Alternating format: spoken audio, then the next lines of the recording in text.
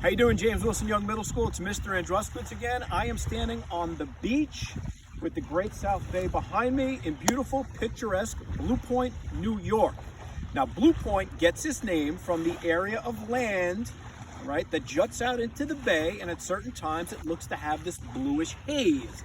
That's where you get the name Blue Point from. Now, most people don't know this, but Blue Point did have a role in the American Revolution.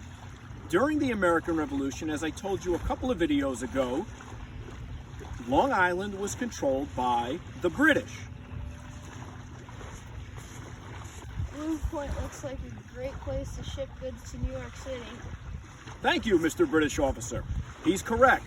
What happened was, being that Long Island was controlled by the British used this place right here, Blue Point, where many of you guys live, as a port to send goods to New York City. The British controlled Long Island, the British controlled New York City, and they would take and plunder many things from Blue Point and Long Island and send it to the troops that were located and stationed in Manhattan.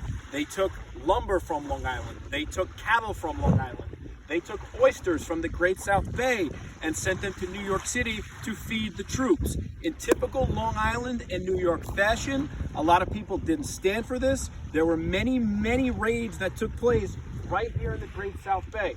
They would come from New York City, go right through Fire Island Inlet, land right here at this little makeshift port that was right behind us in Blue Point. In a typical Long Island, New York fashion, they would raid and plunder the British ships and try and take as many of those goods as they possibly could. Thank you very much for tuning in. We're going to see you guys real soon. Take care, guys.